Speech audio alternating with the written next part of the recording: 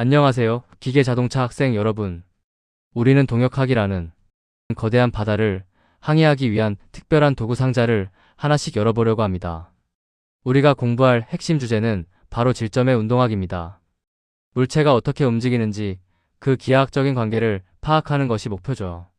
특히 오늘 이 시간에는 단순한 직선 운동을 넘어 복잡한 곡선 경로를 따라가는 운동과 여러 물체가 줄로 얽혀있는 종속 운동, 그리고 관찰자의 위치에 따라 달라 보이는 상대 운동까지 전체적으로 알아볼 예정입니다. 화면에 보이는 도구 상자 속에는 척분 기호와 벡터 공식들이 가득 들어 있는데요.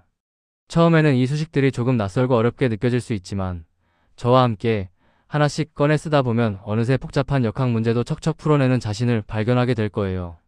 자, 그럼 동역학 마스터를 향한 첫 번째 발걸음을 힘차게 내디뎌 볼까요? 준비되셨다면 다음 장으로 넘어가서 왜 동역학 도구가 필요한지 알아봅시다. 우리가 중학교나 고등학교 때 배웠던 가장 익숙한 도구는 아마도 X축과 Y축으로 이루어진 직교좌표계일 겁니다. 하지만 실제 세상의 운동은 생각보다 훨씬 복잡해요. 화면을 한번 보실까요? 저렇게 미로처럼 복잡한 곡선 경로를 달리는 자동차의 움직임을 단순히 X, Y 좌표만으로 설명하려고 하면 계산이 너무나 복잡해집니다. 또한 여러 개의 도르래의 줄로 연결되어 서로의 움직임에 영향을 주는 블록들이나 서로 다른 속도로 달리는 두 기차 안에서 서로를 바라보는 관찰자의 시점은 일반적인 좌표계만으로는 해석이 거의 불가능에 가깝습니다. 결국 우리는 기존의 XY 좌표계라는 틀을 깨고 나와야 합니다. 더 효율적이고 더 강력한 새로운 해석 도구가 필요한 시점인 거죠. 이번 시간에는 이런 복잡한 상황들을 아주 명쾌하게 해결해줄 세 가지 핵심 도구를 소개해 드릴 테니 집중해서 잘 따라와 주세요. 드디어 우리 도구 상자 속에 숨겨진 세 가지 보물을 공개합니다. 첫 번째 도구는 바로 나침반입니다. 나침반은 방향과 거리를 알려주죠. 이와 비슷하게 곡선 운동을 효과적으로 해석하기 위한 극좌표계와 원통좌표계를 의미합니다. 두 번째 도구는 날카로운 가위입니다. 이 가위는 복잡하게 얽혀있는 줄을 끊어내듯 여러 물체가 실로 연결된 종속 운동의 비밀을 풀어줄 거예요. 마지막 세 번째 도구는 멀리 있는 것을 보는 망원경입니다. 관찰자의 시점을 자유자재로 변경하여 물체의 움직임을 관찰하는 상대 운동 해석 도구죠. 동역학 문제를 잘 푸는 비결은 엄청난 계산 능력이 아닙니다.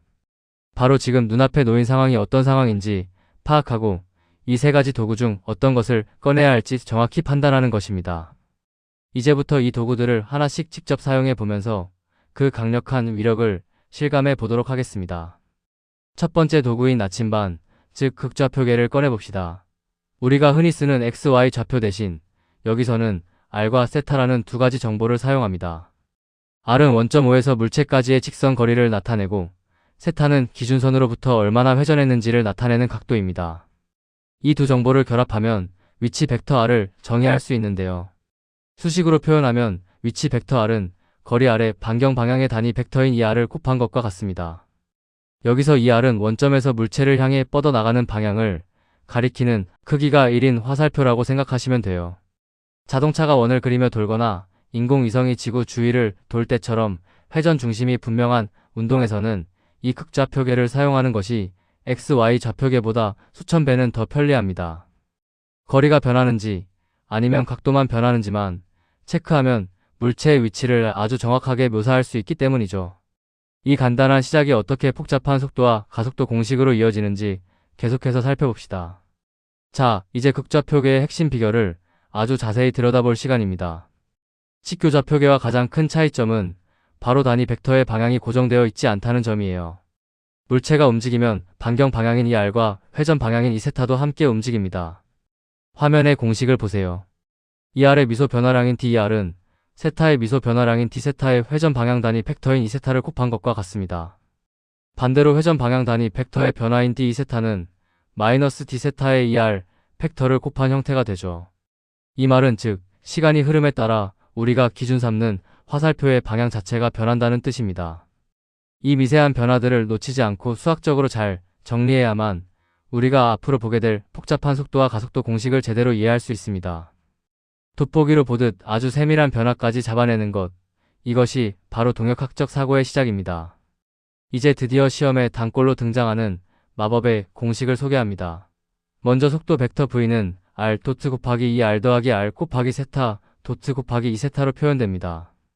여기서 r 도트는 거리가 변하는 속도이고 r 곱하기 세타 도트는 회전하면서 생기는 속도 성분이죠. 속도의 전체 크기는 이 두 성분을 각각 제곱해서 더한 뒤 루트를 씌워 구하면 됩니다. 다음은 조금 더 복잡한 가속도입니다. 가속도 A의 반경 성분은 r 더블 도트 빼기 r 곱하기 세타 도트의 제곱이며 회전 성분은 2 곱하기 r 도트 곱하기 세타 도트 더하기 r 곱하기 세타 더블 도트가 됩니다. 식이 조금 길죠? 하지만 겁먹을 필요 없습니다. 각각의 항은 물체가 밀려나거나 회전하거나 혹은 회전하면서 거리가 변할 때 생기는 물리적인 효과들을 담고 있을 뿐이니까요. 이 공식들은 여러분이 곡선 운동 문제를 풀 때 가장 강력한 무기가 될 것입니다. 반드시 눈에 익혀두세요. 이제 우리는 평면을 넘어 더 넓은 3차원 세상으로 나아가 보려 해요. 기존의 평면 극좌표계의 높이를 나타내는 Z축만 살짝 얹어주면 그것이 바로 원통 좌표계가 됩니다. 위치를 나타내는 공식부터 살펴볼까요?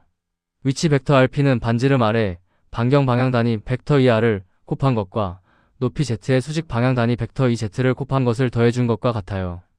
이것을 시간에 대해 미분하면 속도가 되는데요. 속도 v는 반지름의 변화율인 r 도트 성분, 회전에 의한 r 세타 도트 성분, 그리고 높이의 변화율인 z 도트 성분으로 구성됩니다. 가속도는 조금 더 복잡해 보이지만 원리는 같습니다. 기존 극좌표계의 가속도 공식에 단순히 높이, 방향의 가속도인 z 더블 도트 성분만 추가하면 끝이에요. 원통형 기둥을 타고 올라가는 나선형 운동이나 엘리베이터 안에서의 회전 운동 등을 해석할 때 이 도구는 정말 빛을 발한답니다. 2차원에서 3차원으로 확장되었다고 해서 겁먹을 필요 없어요. 우리가 배운 나침반의 높이라는 화살표 하나가 더 생겼을 뿐이니까요. 여기서 정말 중요한 주의사항 하나를 짚고 넘어갈게요. 많은 학생이 실수하는 부분이니 귀를 쫑긋 세워주세요. 물체가 곡선을 따라 움직일 때 속도의 방향은 항상 경로에 딱 붙어있는 접선 방향이 맞습니다. 하지만 가속도는 절대 그렇지 않아요. 가속도는 단순히 속도가 빨라지는 것뿐만 아니라 운동 방향을 꺾어주는 역할도 해야 하거든요. 그래서 가속도는 경로의 접선 방향 성분과 중심을 향하는 법선 방향 성분 혹은 반경 방향과 횡방향 성분들이 복합적으로 합쳐진 결과물로 나타납니다. 화면에 보이는 그림 B를 보세요. 가속도가 경로를 따라가는 것처럼 그리면 틀린 겁니다. 우리의 직관은 가끔 우리를 속이곤 해요. 그러니 곡선 운동 문제를 풀 때는 자신의 느낌을 믿기보다는 방금 배운 수학적 공식을 차근차근 대입해서 정확한 방향을 찾아내는 습관을 들여야 합니다. 이 함정만 잘 피한다면 여러분은 이미 동역학의 절반은 정복한 셈이에요. 이론을 배웠으니 이제 실제 문제에 적용해 볼까요? 반지름이 100m로 일정한 원형 도로를 자동차가 시속이 아닌 초속 50m라는 일정한 속력으로 달리고 있습니다. 우리의 목표는 이 순간 자동차가 원점 5에 대해 얼마나 빠르게 회전하고 있는지, 즉 각속도 세타 도트를 찾아내는 것이에요. 실생활에서 차가 커브를 돌 때 운전대를 얼마나 빨리 꺾어야 하는지와 관련된 아주 실무적인 문제라고 할 수 있죠. 여기서 가장 큰 힌트는 반지름 R이 100m로 딱 고정되어 있다는 점입니다. 반지름이 변하지 않는다는 건 무엇을 의미할까요? 맞아요. 반지름의 시간 변화율인 R 도트가 0이 된다는 뜻입니다. 이 단순한 사실 하나가 복잡한 공식을 아주 간단하게 만들어 줄 거예요. 자, 이제 우리가 준비한 도구 상자에서 어떤 공식을 꺼내야 할지 감이 오시나요? 다음 페이지에서 본격적으로 계산기를 두드려 봅시다. 자, 방금 세운 전략대로 계산을 시작해 봅시다. 반지름 R이 100m로 고정되어 있으므로 반지름 방향의 속도인 R 도트는 0m/s입니다. 따라서 전체 속도 V는 오직 회전 방향 성분인 R 곱하기 세타 도트만 남게 되죠. 문제에서 자동차의 속력이 50m/s라고 했으니까 100 곱하기 세타 도트가 50이라는 아주 간단한 방정식이 만들어집니다. 양변을 100으로 나누면 우리가 찾던 각속도 세타 도트는 0.5가 나옵니다. 여기서 단위는 각도의 표준 단위인 라디안을 사용하여 초당 0.5라디안이라고 읽어주면 완벽해요.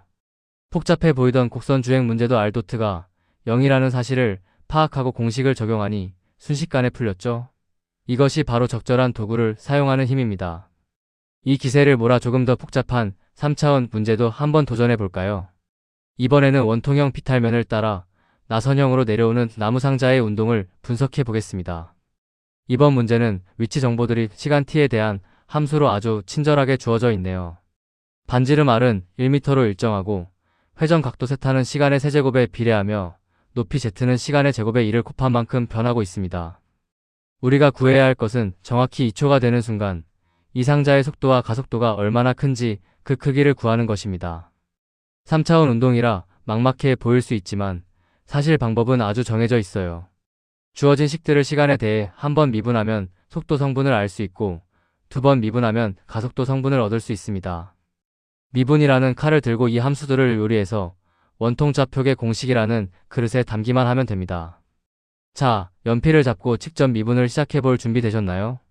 속도를 구하기 위해 먼저 1차 미분을 해봅시다.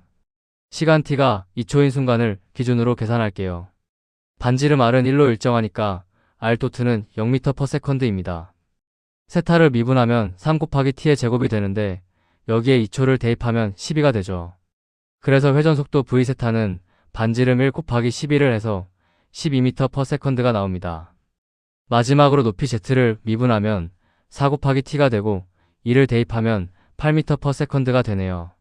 이제 이 세 성분을 각각 제곱해서 더한 뒤 루트를 씌워주면 전체 속도의 크기가 나옵니다. 계산해보면 약 14.42m/s라는 값을 얻을 수 있어요. 3차원 속도라 해도 각 방향의 속도를 따로따로 구해서 합치는 과정은 피타고라스 정리와 크게 다르지 않죠? 이제 더 난도가 높은 가속도로 넘어가 보겠습니다. 이제 가속도라는 큰 산을 넘을 차례입니다. 한 번 더 미분해서 가속도 공식에 대입해보죠. 반지름 방향 가속도 AR은 R+도트에서 R 곱하기 세타 도트의 제곱을 빼야 합니다. 0에서 1 곱하기 12의 제곱을 빼니 마이너스 144m/s 제곱이 나옵니다. 여기서 마이너스는 중심 방향으로 당겨지는 힘이 강하다는 뜻이에요. 회전 방향 가속도 A세타는 공식에 따라 계산하면 12m/s 제곱이 되고 높이 방향 가속도 AZ는 4m/s 제곱으로 일정합니다. 이 세 숫자를 다시 제곱해서 합치고 루트를 씌우면 전체 가속도의 크기는 약 144.55m/s 제곱이라는 엄청난 숫자가 나옵니다. 계산이 조금 길었지만 원리는 단순합니다. 각 성분을 정확히 미분하고 공식에 올바르게 배치하는 것이죠.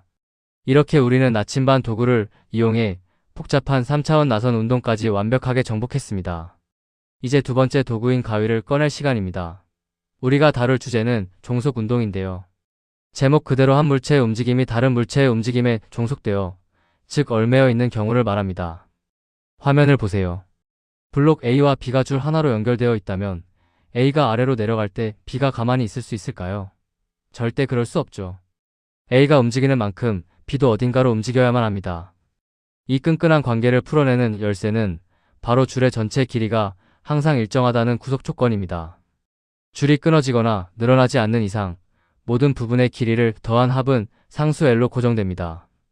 우리는 이 성질을 이용해 복잡하게 꼬인 실타래를 가위로 자르듯 명쾌하게 풀어낼 거예요.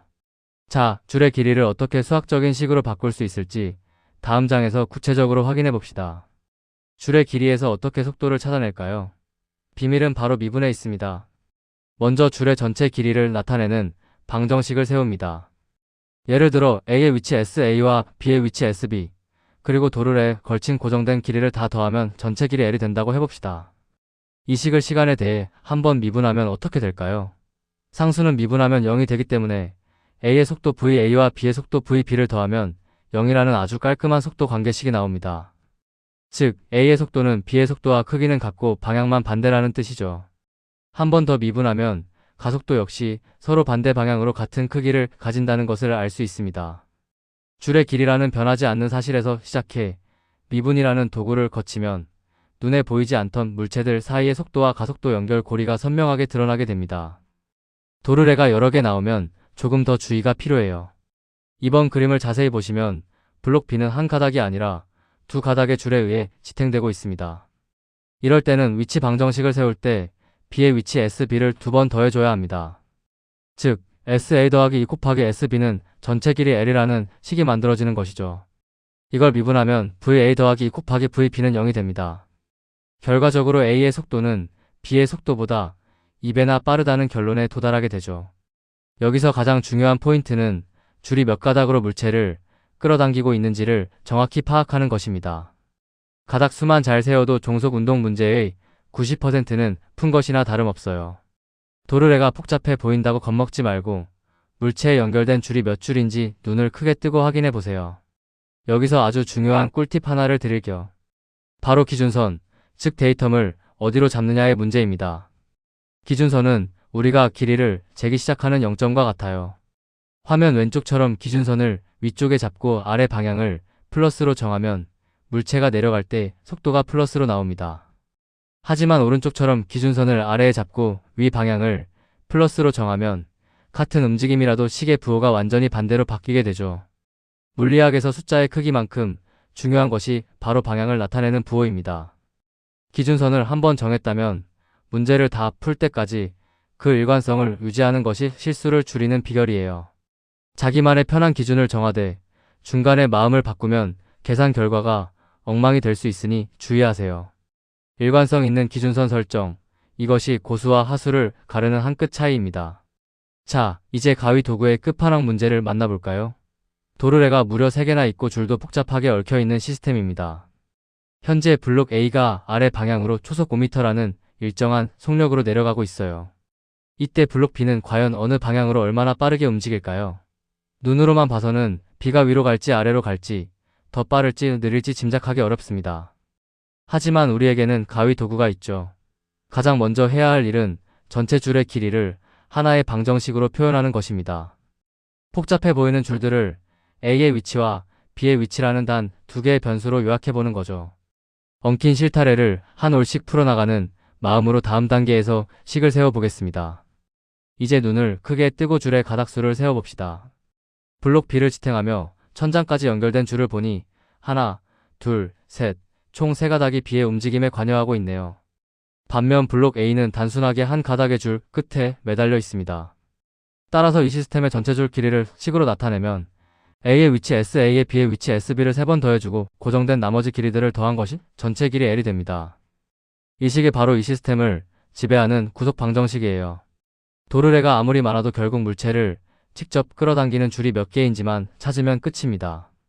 이제 이 정적인 길이에 대한 식을 움직임에 대한 속도 식체로 바꿀 준비가 다 되었습니다. 세워둔 식을 시간에 대해 미분해 볼까요? SA는 VA가 되고 3 곱하기 SB는 3 곱하기 VB가 되며 상수는 0이 됩니다. 즉 VA 더하기 3 곱하기 VB는 0이라는 속도 관계식이 나옵니다. 이제 문제에서 준 정보인 VA는 5m/s를 대입해보죠. 식을 풀면 B의 속도 VB는 마이너스 3분의 5 소수로 나타내면 약 마이너스 1.67m/s가 됩니다. 여기서 마이너스 부호는 우리가 정한 A의 이동 방향과 반대인 위쪽 방향을 의미해요. 물리적으로 해석하면 줄이 3가닥이나 연결된 B는 A보다 3분의 1배나 더 작은 힘을 받지만 속도는 3배 더 느리게 움직인다는 뜻입니다. 아주 논리적이죠? 이렇게 복잡한 도르래 문제도 가위 도구로 깔끔하게 잘라냈습니다. 자, 이제 우리의 마지막 도구인 망원경을 꺼내봅시다. 이번 주제는 상대 운동입니다. 세상 모든 움직임은 어디서 보느냐에 따라 달라 보여요. 땅에 가만히 서 있는 고정 관찰자의 눈에는 모든 것이 절대적인 경로로 보이겠지만 같이 달리는 기차 안의 관찰자에게는 옆 기차가 멈춰 있는 것처럼 보일 수도 있죠. 때로는 복잡하게 움직이는 물체를 해석할 때 정지해 있는 것보다 같이 움직이는 물체에 올라타서 그 물체의 시점으로 바라보는 것이 훨씬 문제를 쉽게 만들어주기도 합니다. 망원경으로 초점을 맞추듯 우리의 시점을 어디에 둘 것인지 결정하는 것이 핵심이에요. 움직이는 관찰자의 눈에 비친 세상은 어떤 수학적 관계를 가지고 있을까요? 벡터라는 화살표를 이용해 그 비밀을 파헤쳐 보겠습니다. 상대 운동의 기본은 벡터의 삼각형 법칙입니다. 화면의 그림을 함께 보시죠. 원점에서 바라본 B의 절대 위치 벡터 R, B는 2개의 화살표를 더한 것과 같습니다. 먼저 원점에서 A까지 가는 화살표 RA를 따라간 뒤 다시 A에서 B를 바라보는 상대적인 화살표인 RB/A를 더해주면 목적지인 B에 도착하게 되죠. 이것을 수식으로 쓰면 RB는 R, A 더하기 R, B/A와 같습니다. 여기서 /A라는 기호는 A에서 보았을 때라는 뜻을 담고 있어요. 결국 B의 절대적인 위치는 A의 절대 위치와 A가 본 B의 상대 위치를 합친 것이라는 아주 당연하고도 강력한 원리를 말해줍니다. 이 간단한 덧셈식의 속도와 가속도로 어떻게 확장되는지 계속해서 살펴봅시다. 위치에 대한 관계식을 찾았다면 이제 우리의 주특기인 시간 미분을 적용할 차례입니다. 위치식을 시간에 대해 한번 미분하면 속도 관계식이 나옵니다. VB는 VA 더하기 VP/A가 되죠. 즉, B의 절대속도는 A의 절대속도에 A가 본 B의 상대속도를 더한 것과 같습니다. 한 번 더 미분하면 가속도 역시 똑같은 형태의 관계를 유지합니다. 이 식들이 우리에게 말해주는 것은 아주 명확해요. 내가 만약 움직이는 배 위에 타고 있다면 내가 보는 물고기의 속도에 배의 속도를 더해야만 실제 물고기의 속도가 된다는 것이죠. 이 원리만 알면 아무리 복잡하게 움직이는 물체들이 얽혀 있어도 각각의 시점을 분리해서 생각할 수 있습니다. 이제 실제 비행기 예제를 통해 이 망원경 도구를 어떻게 실무에 쓰는지 확인해 볼까요? 자, 하늘 위에서 벌어지는 상황을 분석해 봅시다. 비행기 A는 수평 방향으로 시속 600km로 순항하고 있고 비행기 B는 45도 각도로 비스듬히 하강하며 시속 900km로 날고 있습니다. 우리의 목표는 하강하고 있는 비행기 B의 조종사가 바라본 비행기 A의 상대 속도 VA/B를 구하는 것입니다. 땅에서 보는 것과는 전혀 다른 속도와 방향으로 A가 느껴질 텐데요. 비행 안전을 위해서는 이런 상대 속도 파악이 무엇보다 중요하겠죠. 속도의 크기가 600과 900으로 아주 크고 방향도 서로 다르기 때문에 단순히 숫자를 더하거나 빼서는 안 됩니다. 우리는 벡터라는 정밀한 도구를 이용해 이 문제를 해결해야 합니다. X축과 Y축 방향으로 속도를 쪼개어 분석하는 방법을 다음 페이지에서 배워보겠습니다. 복잡한 방향을 가진 속도를 다룰 때는 단위 벡터 i와 j를 이용해 성분별로 나누는 것이 가장 현명합니다. 비행기 A는 수평으로만 가니까 단순히 600i로 쓸 수 있어요. 하지만 비행기 B는 45도로 내려가고 있죠. 그래서 X방향으로는 마이너스 900 곱하기 코사인 45도 i, Y방향으로는 마이너스 900 곱하기 사인 45도 j가 됩니다. 이제 상대속도 공식인 VA는 VP 더하기 VA/B를 변형해보죠. 우리가 찾는 상대속도 VA/B는 A의 속도에서 B의 속도를 빼주면 됩니다. I 성분은 I끼리, J 성분은 J끼리 따로따로 계산기를 두드려주면 복잡한 비행기의 궤적도 숫자 몇 개로 간단히 요약될 거예요. 계산 결과를 확인해 볼까요? 상대속도 VA/B는 I 성분으로 1236.40, J 성분으로 636.40이 나왔습니다. 이제 이 두 성분을 이용해 실제 체감되는 속도의 크기와 방향을 구해야 합니다. 피타고라스 정리에 따라 각 성분을 제곱해서 더하고 루트를 씌우면 전체 크기는 약 시속 1390.57km가 되네요. 비행기 B의 조종사에게 A는 소리보다 빠른 속도로 다가오는 것처럼 느껴질 거예요. 방향은 아크탄젠트 함수를 이용해 구하면 수평면에서 위쪽으로 약 27.25도 방향임을 알 수 있습니다. 땅에서 볼 때는 수평으로 가던 A가 하강하는 B 조종사 눈에는 비스듬히 위로 솟구치며 엄청나게 빠르게 멀어지는 것처럼 보이는 것이죠. 망원경 도구를 통해 우리는 주관적인 시점을 객관적인 숫자로 바꾸는 데 성공했습니다. 이번에는 지상으로 내려와 조금 더 까다로운 상황을 다뤄보겠습니다. 직선 도로를 달리는 자동차 A와 반지름 100km인 완만한 곡선 도로를 달리는 자동차 B가 있어요. A는 시속 80km로 가면서 시속 5km 제곱으로 가속 중이고 B는 시속 100으로 달리며 첩선 방향으로 10만큼 감속 중입니다. 우리의 목표는 A에 탄 운전자가 바라본 B의 상대 속도와 상대 가속도를 구하는 것입니다. 단순히 직선끼리 비교하는 것이 아니라 한쪽은 꺾이고 있기 때문에 우리가 배운 모든 도구를 총동원해야 합니다. 특히 가속도를 구할 때 곡선 운동의 특성을 놓치면 큰 함정에 빠질 수 있으니 주의해야 해요. 속도 해석부터 차근차근 시작해봅시다. 먼저 속도부터 해석해볼까요? 다행히 이 순간 투차의 진행 방향은 모두 수직이 방향인 J 방향으로 일치합니다. B의 속도 100J는 A의 속도 80J의 상대 속도를 더한 것과 같죠. 따라서 A가 본 B의 상대 속도는 100에서 80을 뺀 20J, 즉 시속 20km가 됩니다. 방향은 수직이 방향인 90도고요. A 운전자가 100m나 옆 유리를 통해 B를 보면 B가 시속 20km의 속도로 자신을 추월해가는 것처럼 아주 단순하게 보일 거예요. 속도 해석은 이렇게 직관적이고 간단합니다. 하지만 가속도로 넘어가면 이야기가 조금 달라지는데요. 왜 가속도에서 많은 사람이 함정에 빠지는지 다음 페이지에서 확인해 보시죠. 자, 대망의 가속도 단계입니다. 여기서 가장 큰 함정은 바로 B의 가속도를 첩선 방향의 마이너스 10만 생각하는 거예요. B는 곡선을 돌고 있기 때문에 경로 중심을 향하는 법선 가속도, 즉 구심 가속도가 반드시 존재합니다. 반지름 100분의 속도 100의 제곱을 계산하면 I 방향으로 무려 100만큼의 가속도가 생기죠. 그래서 B의 실제 가속도는 100I 빼기 10J가 됩니다. 이제 여기에 A의 가속도인 5J를 빼주면 우리가 찾는 상대 가속도가 나옵니다. 계산 결과는 100I 빼기 15J가 되네요. 크기로는 약 101.12이며 방향은 아래로 약간 꺾인 8.53도입니다. 곡선을 돌고 있다는 사실 하나가 가속도의 세계에서는 이토록 큰 차이를 만들어냅니다.